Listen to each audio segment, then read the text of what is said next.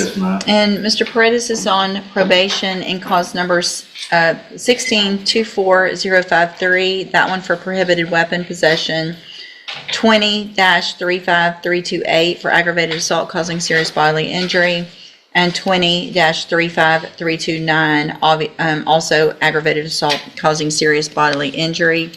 Was in court previously, entered pleas of true to counts 1, 2, 3, and 6. I've received an updated pre-sentence report. Have you both had an opportunity to review that report? Yes, Your Honor. Yes, Judge. Any additions or corrections? Nothing with that. Any testimony with regard to any of the other allegations? Mr. Smith? Judge, we have each person here for. I'm sorry, I can't hear you. We had the probation officer here, if you'd like to hear from him. I believe that, yes, I did address. I mean, I have what he put in here, but I just am asking if there's any witness, if you want to put in on any testimony for the counts that were not pled true to or not. So, Jacob. I would ask him a few questions if the state's not going to call him. So I guess we will do.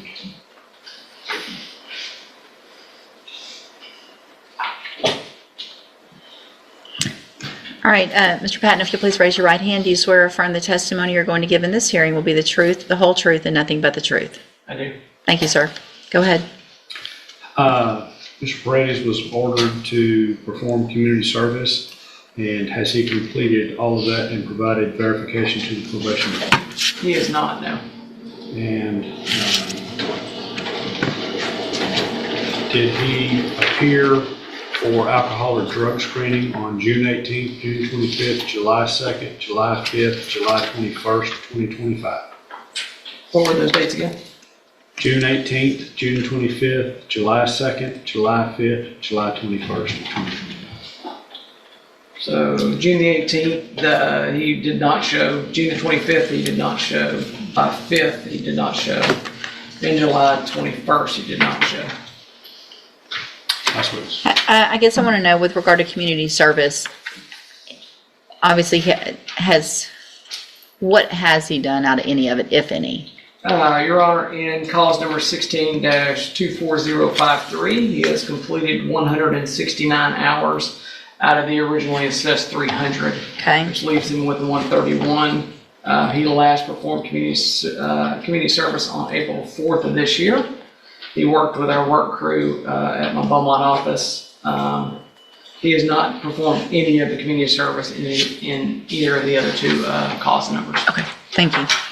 Mr. Kimler? Shouldn't the community service be concurrent in all three of the cases? In other words, the community service that he's done in one case should. And then we gave him probation on two after that. It is typically how we do that, Your Honor. We typically will give them credit for community supervision on any of the cases they're doing for us, regardless of when they started supervision. Community service. Yes.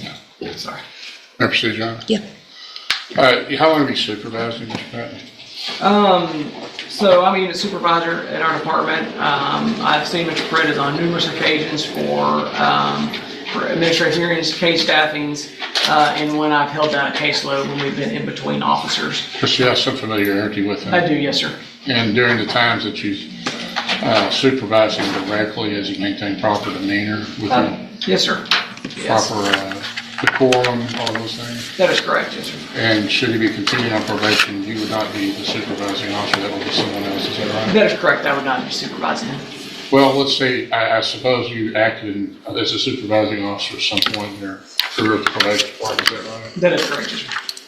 Assuming, let's just speak hypothetically, if you were a supervising officer again, would there be anything about Mr. Paredes that would cause concern to continue to supervise him as far as his demeanor and decorum and attitude towards the probation department or personnel? Hypothetically, no, not concerning those items. Who was his supervising officer? His supervising officer was Alexandra Ariano. Ms. Ariano went out on maternity leave and elected to stay home with her child. And so we've since filled that vacancy with a new officer. Okay. But she was the one that was, I guess, directly supervising. That is correct, yes, sir. You have access to her records, is that right? I do, yes, sir.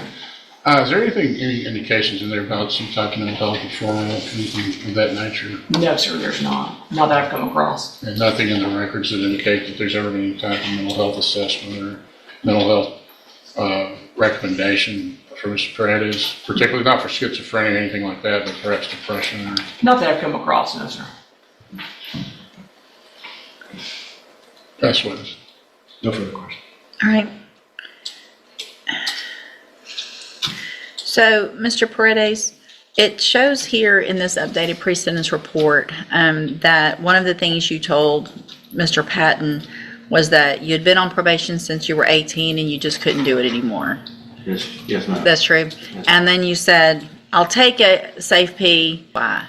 Well, at the time when I told him that I couldn't take probation anymore, that was one of the times where I was just feeling real down and depressed, from everything that's going on in the past, with me being shot and stuff like that. I was shot in my neck and my arm, so since then I've been having real bad PTSD, real bad depression, bipolarness. So, there's some days where I'm good, some days I'm not, some days I wake up on the wrong side of the bed from having nightmares, and some days I'm just as happy as I can be. So, from that point on,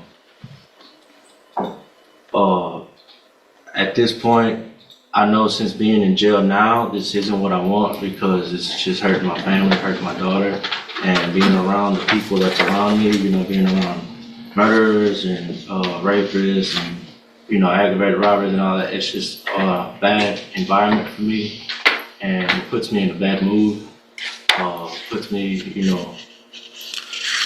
in a bad mindset, I guess you can say. And I did speak with the counselor I had that they assigned me for probation, and I did tell her those things, and they did recommend MH&R, but I never went just because I felt like it was I felt kind of low, of thinking I would go to MH&R, because Stigmatized. yes sir. So at this point, I don't want to go to jail or prison. Feel like being in here, sitting in here, has helped me realize that my life is on the line and it isn't a game and it isn't a joke. And but I do need help mentally. I was prescribed Zoloft the last time I was in here due to my PTSD, but I never took it. Because I heard really bad things about it. But now I'm starting to realize maybe I should be on Zoloft just to control the urge of smoking weed and that kind of behavior. I could ask him a few questions, Ron. Sure. I'm I'm sorry, Ron. Best you can, raise your right hand. Do you swear from the testimony you're going to give in this hearing will be the truth, the whole truth, and nothing but the truth? Yes, ma'am. Go ahead. Explain those facial tattoos to the judge. This tattoo right here is my daughter's birthday, 11/14/2017, and this is 9/16/22 is the day my cousin killed himself. He shot himself in the head. This was right after my uncle had passed of cancer, and my cousin who just passed away, his dad, my other uncle, had just passed due to cancer as well. That's why I turned myself in a week later after my warrant had came out. This tattoo on here is a heart and a music note. I got that for my ex-girlfriend, being dumb at the time. No gang affiliation. No gang affiliated tattoos on me. But And you did turn yourself in on the warrant? Yes, sir. I did turn myself in. How are you maintaining employment when you're out? I always held a job. Even if it's working at Whataburger. What was your last job? Shipley's Donuts was my last job to maintain, because I got laid off. I was with Bechtel. I was a carpenter for Bechtel for about 1.5 years. At the LNG plant? Yes, sir. LNG terminal? Yes, sir. What were you out? You're a carpenter? Yes, sir. Scaffold builder? What were you? We were doing woodwork, building decks and Okay. carports and lunch tents and that nature. And as far as being shot, that actually, I know the court, in looking at his criminal history, these are serious cases as far as the aggravated assault, serious bodily injury. You were actually shot during that interchange, is that Yes, right, sir. by the other people? Yes, sir. And you had returned fire? Yes, sir. That's not I what, understand, Your Honor, but it's not, I don't want the court to think I'm just looking at it, and I'm not trying My to, understanding from the version in the pre-sentence report previously, and I didn't represent him. my recollection of it actually, because it's not good when I remember you. The fact that you were already on probation for a felony, Right. and then you came in and you admitted that you went there to shoot, you went there to go shoot Christy, but, which is your child's mother, right? That's not true? No? So did you mean to go shoot the two girls that got shot, Alexis and Taylor? No, man. Who'd you mean to shoot? I didn't go there to shoot anybody. I think as he explained it to me, he was going there to meet for sexual purposes, the two girls, and when he got there, he was set up in the parking lot, and then by other people there, people who were gonna rob him, and in the course of that, there was a gunfight, but he wasn't going there to shoot anybody. All right, well, that's. He was going there for an illegal purpose, That goes against everything that was said and everything that he agreed to back then, because, That's correct. We were getting ready for trial on this case. Yes. He was the aggressor. He was the one that fired first, and had he been a better shot, Alexis and or Taylor might have been killed, but he was there to go kill Christy. I didn't represent him in okay, that, so I don't all know. right. Anything else? All right, Mr. Smith, argument? Judge, I would agree with the probation that I believe he's only asking for safety now simply because it's the only alternative he sees to prison. I don't think he's sincere about it. We have given him chance after chance after chance, and he has squandered, wasted, and even though he's a nice guy when he shows up, he does what he wants to do. That's evidenced by the jail reports that shows that they tell him to go back to his bunk and he just gets in the shower with his jumper on. And then when they write him up about it, then he says, man, fuck you. He has zero respect for authority or doing what's right, what he's supposed to do. I think prison term is appropriate in this case. The PTSD excuse is weak. He was the aggressor in the initial contact. And you can't claim that, well, I feel bad because I got shot by somebody who was defending two other women. So I would ask for pen time in this case. Anything else, Mr. Kimler? Well, it's difficult for me to address always with these jail incident reports without having the opportunity to cross-examine the person that made the allegations. So I would ask the court to consider the fact that that's not subject to, those allegations aren't subject to the rigors of cross-examination. But I think that on Mr. Brady's behalf, struggling with depression is a serious matter, and I know, and I respect Mr. Smith's looking at this as a way of somebody just volitionally, or somebody just deciding to be stubborn and self-centered and not complying, but depression is a serious problem. He has struggled with that. I think that's indicated by the limited mental history that we have. There is no new offense allegations in this. These are administrative violations. Of course, those are important, especially reporting. But because of the seriousness of these cases, I would ask that the court give him at least one more chance with the aid of mental health, maybe safety, but also as a follow-up if he gets out, to follow up with Spindletop to address not only any substance abuse problems, but any underlying mental health issues that may contribute to the substance abuse and just his ability to comply and just to continue on probation. All right, thank you, Mr. Kimler. So, Mr. Paredes, the thing is, you've been given exactly what Mr. Kimler is asking for. You've already been given that. You said it yourself. They recommended Spindletop. They recommended medications. You made conscious decisions not to follow through with what they knew was best for you, which is part of your probation. Everything that they say you should do is a court order. The fact that you are on a probation for possession of a prohibited weapon, like you said, from back when you were 18 years old, put you on a probation, 10-year deferred for that, November of 2016. Then we're back here, you're put on probation for 10 deferred on 2 aggravated assault causing serious bodily injuries in March of 2022 for shooting 2 girls. And you got shot in self-defense. And it appears that there's no real reason for me not to believe that that's how it happened for a number of reasons. No one else was charged with aggravated assault for shooting you.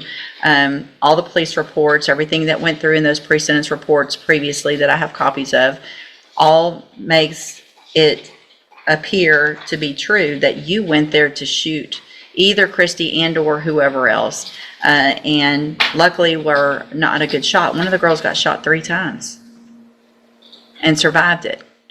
And for you to say you have PTSD from getting shot, I can't imagine what she has.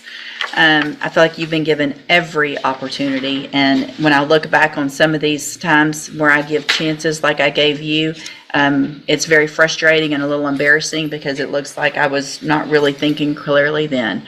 I understand that these are drug allegations. You've been given opportunities to get help. I mean, you've been on probation since 2016.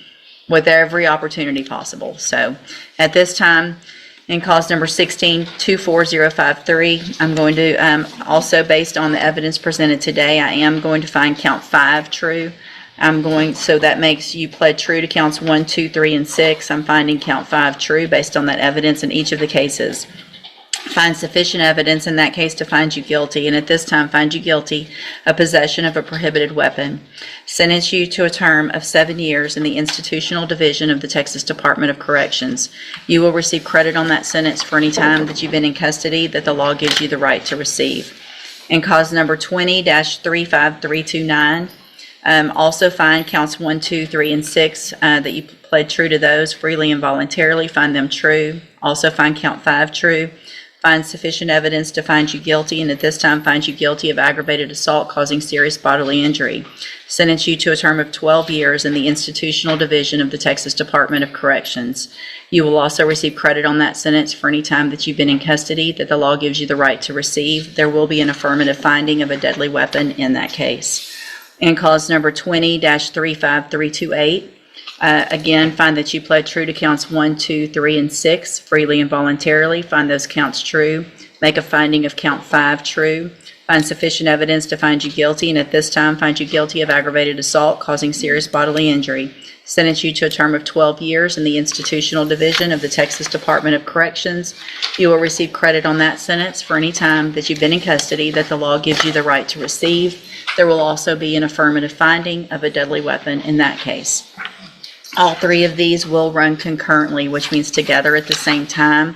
I am going to hand you a trial court certification. These were not agreements. You do have some rights to appeal. You can talk to Mr. Kimler about that. I need you both to sign and fill out the bottom, and you'll get a copy.